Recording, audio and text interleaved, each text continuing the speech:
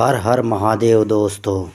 मनुष्य के मरने के बाद आत्मा का क्या होता है, ये एक बहुत बड़ा रहस्य है और इस कहानी के अंदर इसी रहस्य को जानने की कोशिश की गई है।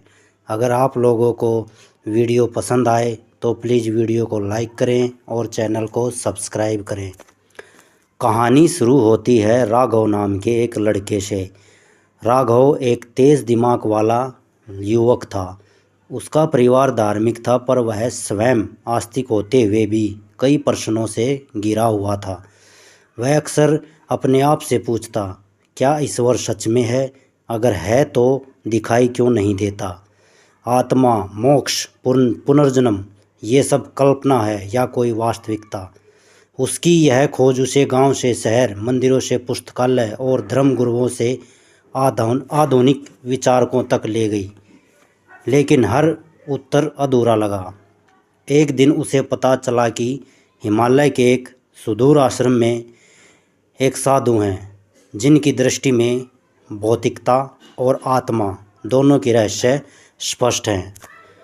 राघव ने सब कुछ पीछे छोड़ दिया और हिमालय की ओर प्रस्थान किया। रास्ता कठिन था, बर्फीली हवाएं, जंगल भटकाव, पर अंततः वह आश्रम पहुंच गया। साधु ने राघव को देखा और मुस्कुराकर बोले, तू आ गया, तूने आना ही था। प्रश्न नहीं खींच लाते, आत्मा बुलाती है। राघव चौंका, आपको कैसे पता? साधु महाराज बोले, जो सच की खोज में चलता है वह अकेले नहीं होता, ब्रह्मांड उसकी सहायता करता है।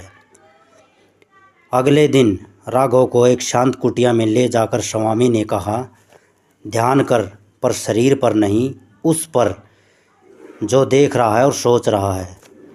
राघव ने आंखें बंद की और कुछ क्षण बाद बोला, मैं अपने विचारों को देख रहा हूँ और एक अलग सा मैं है जो देख रहा हूँ।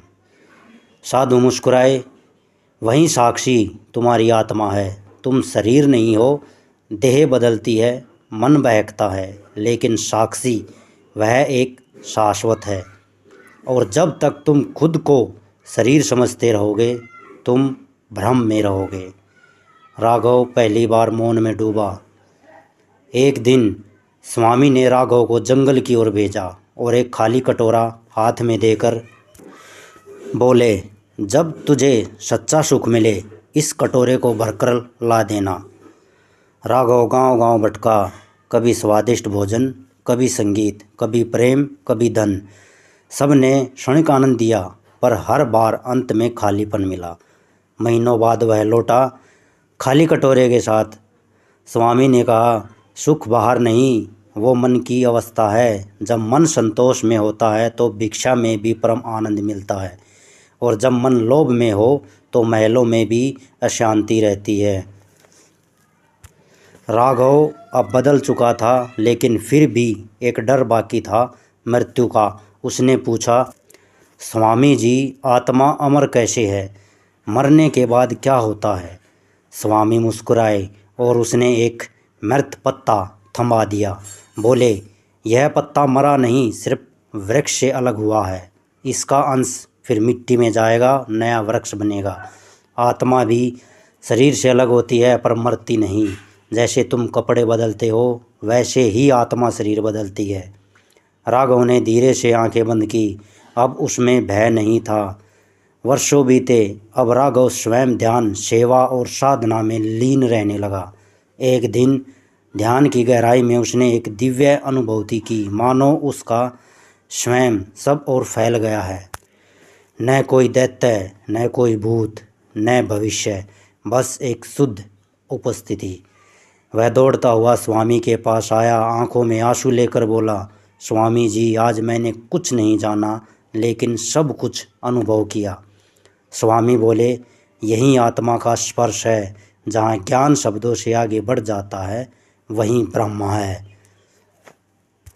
कहानी समाप्त नहीं हुई। राघव अब स्वयं एक गुरु था, जो दूसरों के प्रश्न नहीं, उनकी चेतना जगाता था।